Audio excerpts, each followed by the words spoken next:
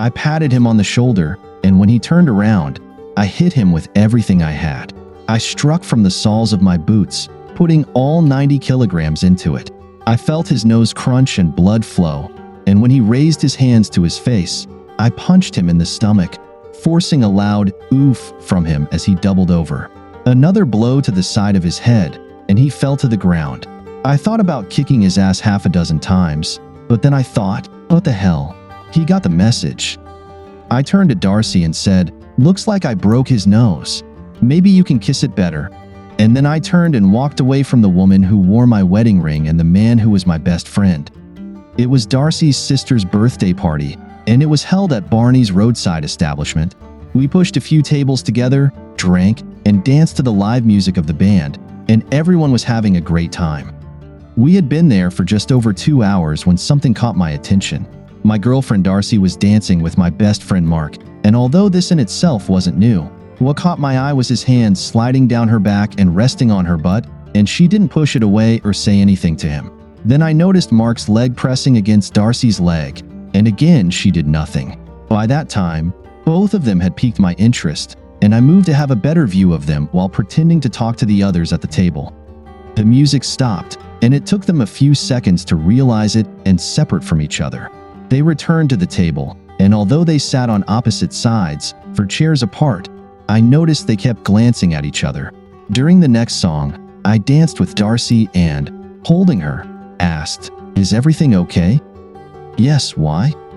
"You seem a little distant tonight, like your thoughts are somewhere else, or you have something on your mind." "It's just your imagination, baby. I'm fine, honestly." We stayed on the dance floor for 3 songs and then returned to the table. A couple of minutes later, Mark asked Darcy to dance, and I kept my eyes on them. They were dancing close again, and his hand ended up on her butt. This time, Darcy must have said something because he quickly pulled his hand away and gave a quick glance in my direction. Half an hour later, Darcy got up to go to the restroom, and about a minute later, Mark got up and followed her. That night, I had seen enough to become suspicious, so I waited a couple of minutes, then got up and headed to the restroom. Mark wasn't there, and since we wouldn't have passed each other if he had gone back to the table, it meant he must have gone out the back door. Reaching for the doorknob, I suddenly realized that if Mark and Darcy were up to something, my exit through the back door would alert them and give them a chance to separate, and then tell me they just went outside to get away from the cigarette smoke and breathe some fresh air. I went back through the bar, exited through the front door, and then, moving as quietly as I could, circled the building. When I came around the northeast corner of the bar, I saw them. They were hugging and kissing. They were so engrossed in each other that they didn't even hear me approach from behind.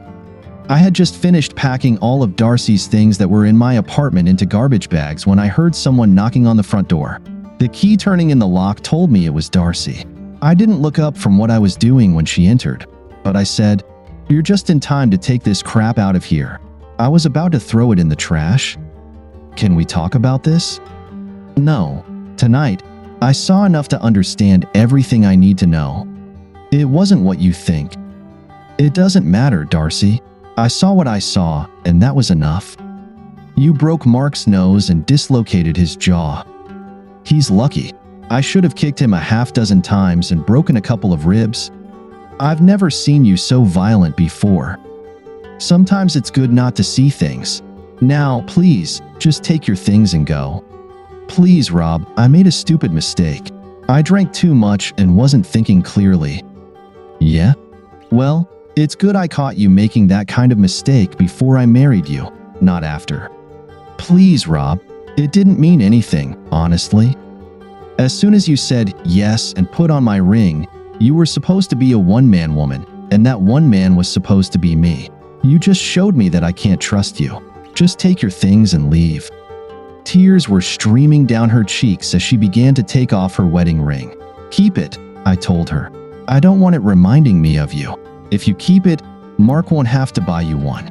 Consider it my wedding gift to you." She took her 2 garbage bags and headed for the door. She opened the door, turned to me, and said, "I'm sorry, Rob. I love you. I really do love you, and I didn't do what you think." Then she was gone. She called me the next day and asked if I was ready to talk to her.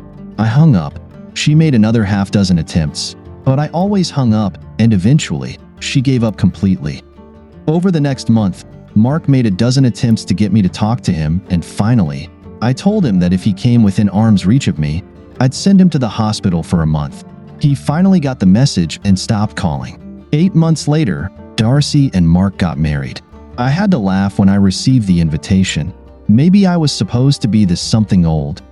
As a geologist working for an oil company, I had to travel quite a bit, and some trips were long. Shortly after Mark and Darcy's wedding, I was sent on a trip to Alaska to assess the potential of a new oil field. This forced me to leave town for almost 11 months, and since I had no one to come home to, I spent all 11 months in the area. When I did have some free time, I went sightseeing either in Alaska or Canada. Did I think about Darcy on those cold nights? Yes, I did. I thought about her a lot. I loved her with all my heart and was sure she felt the same about me. We met by chance, literally.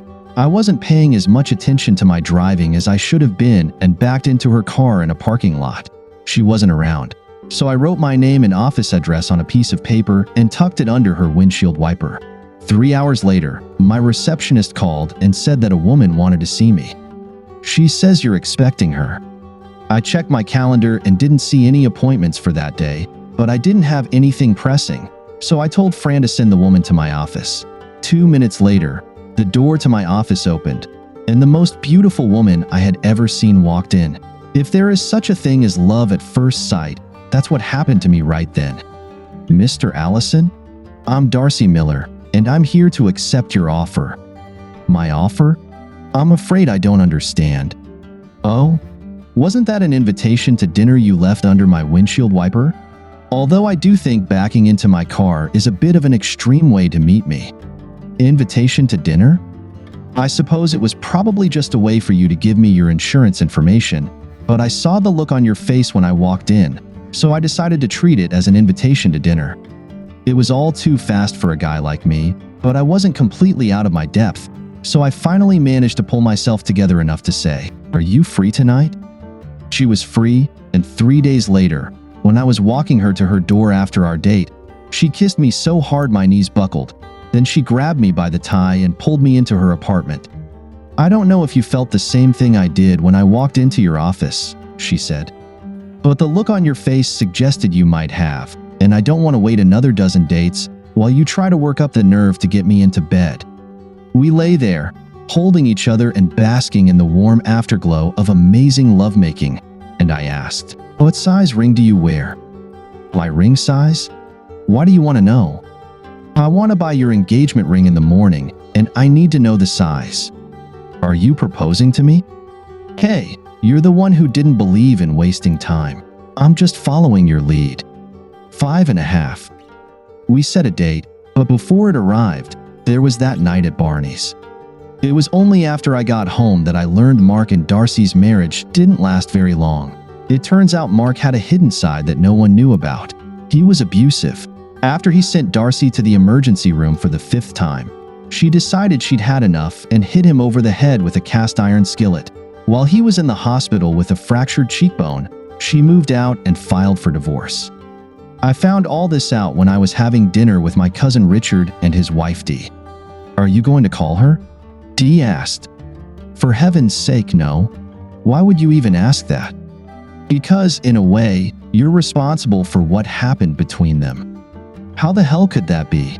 I wasn't even here for 11 months. I left town before they even got back from their honeymoon. Every fight they had was about you." "Come on, Dee. They both disappeared from my life a good 8 months before I went to Alaska. How on earth could I be part of their problems?" "Mark is a loser, Rob. Either you didn't notice it or you accepted it because he was your best friend since 3rd grade. But he's a loser. He can't hold down a job, and he can't do anything right. Every time he came home after being fired or quitting or screwing something up, Darcy would shake her head in disgust and say something like, "And because of you, I lost Rob." The last time he sent her to the emergency room, they were at the Elks Club, and he had just lost another job. It's unclear whether he quit or was fired, but he was whining about the foreman having it out for him, and Darcy told him to stop whining like a child and to be a man for a change. Mark made a smart remark that she wouldn't recognize a man even if someone bit her in the ass, and she said, "That's where you're wrong. I once had a real man, and I blew it." Bringing up Rob again? On his worst day, he was 5 times better than you could ever be on your best day. "You crap." Mark yelled and hit her from behind so hard that she fell back against a chair and hit her head on the edge of the next table. It knocked her out, and she was rushed to the hospital. 2 days later, she hit him with the skillet. From what I've heard, she hasn't been on a single date since she moved out and filed for divorce. All of this is very interesting, but I think I'll pass on saying hello to Darcy. Haven't you ever made mistakes, Rob? I've done some stupid things, but the point of mistakes is that you have to learn from them. And what you should learn is how not to make the same mistake again. Darcy was a mistake, and I won't repeat it. And I wasn't joking. I miss Darcy, and not a week went by that I didn't think about her half a dozen times. I still carried her picture in my wallet, but I had no intention of seeing Darcy or even talking to her on the phone. She was history, and although I couldn't get her out of my mind, she was going to stay history. But sometimes what you want or don't want to do just doesn't matter in the grand scheme of things. It had been a long day at the office, and I stopped by the sports bar to have a couple of drinks and relax. I went to Ernie's because I was seeing Juanita, the waitress. We had something going for about a month. Nothing that was going anywhere, just good friends in bed. I was sitting in a booth, sipping a beer and watching the Rockies/Giants game on the big screen TV when Juanita set another beer in front of me. A compliment from the lady at the end of the bar. I looked to the end of the bar and almost said, "That's not a lady, that's just Darcy." But I held my tongue. I didn't refuse the beer either. Darcy took my acceptance of the beer as an invitation to join me, and a couple of minutes later, she slid into the seat across from me. "How are you doing, Rob?" "I've been fine." "How was Alaska?" "Cold." She was silent for a few seconds, then asked, "Have your feelings for me softened at all?" "In what way?" "You still hate me?" "I never hated you, Darcy. Was I disappointed in you?" "Yes, I was, but I never hated you." "I'm sorry for what happened, Rob. I really am. I've made some foolish mistakes in my life, and Mark is at the top of the list. But I swear to you, Rob, that there was never anything between me and Mark beyond what I thought was innocent flirting. I didn't know Mark saw it differently. You know Mark. He was always a touchy person, and yes, he did put his hand on my butt a couple of times. But I knew you saw it and didn't say anything. It didn't hurt anything. It was just Mark being Mark. He was always that way." "That's not what I saw in the parking lot, Darcy." "You never let me tell you what happened, Rob. You just assumed the worst and turned away from me. How could what I saw be anything other than what I saw?" I got up and went to the restroom, and when I came out, Mark was waiting for me in the hallway. He said he needed to talk to me about something and asked me to step outside where it was quieter. When we went outside, he told me I was making a mistake marrying you, that you might not be able to love me as much as he did. He said I should break up with you and be his girlfriend. I laughed at him and told him he was crazy. He grabbed me, hugged me, and kissed me, and that's where I made a mistake. I kissed him back. I have no excuse except that I had drunk a lot, and my ego was flattered by the fact that he wanted me. Besides, what's a kiss? Then you showed up, and my life turned to crap. You married him 8 months later. You'd be surprised how many friends you have. You kicked me out, so rumors spread that I had done you wrong, and no one wanted anything to do with me. Mark wanted me, and no one else cared. So when he asked me to marry him, I agreed. Another foolish mistake. I sent you the invitation in the vain hope that you would show up and stop the wedding. How would I have done that? When it came to the part where the priest asks if anyone knows why the wedding shouldn't happen, I hoped you'd be there to speak up and say, "Yes, I object because she doesn't love him, she loves me." But you didn't. It would have been true, Rob. Even when I said, "Yes, I knew I loved you and always would." Deep down, I knew I was making a mistake by marrying Mark. I should have turned and run out of the church when they got to the part of the ceremony. "Do you, Darcy, take Mark?" But I didn't have the courage. I wasn't lying when I told you I loved you the night you kicked me out of your apartment. So why are you telling me this now, Darcy? I want you back in my life, Rob. Even if we never go back to what we had, I need you to be a part of my life, at least as a friend." As I sat there looking at her and listening to her, I thought about some of the things she said. Mark was a touchy guy, and he and Darcy did flirt a lot, but Darcy flirted with many guys. It was in her nature. What bothered me was that kiss.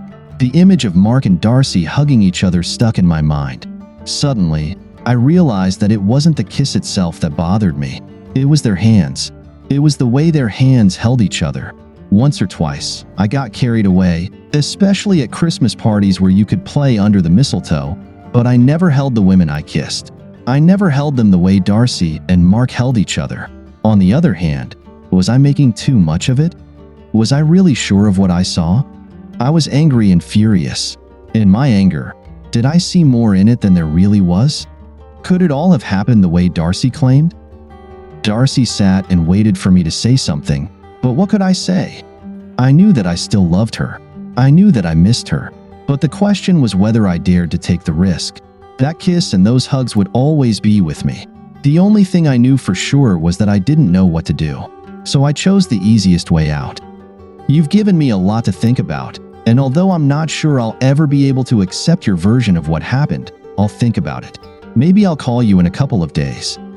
I saw the disappointment on her face, but she said, "At least it's something. It's more than I had when I came here tonight and saw you sitting here. My cell number is still the same. Feel free to call me anytime, day or night. I'm serious, Rob. I still love you and really want you back in my life." She stood up and left me sitting there, watching her walk away. I was waiting for Juanita to get off work and driving her home when she said, "Do I need to start looking for a new sex buddy?" "Why do you ask?" "I saw the way you looked at that woman who joined you in your booth. Moreover, I saw the way she looked at you. She's just someone I used to know." "Bullshit, Rob.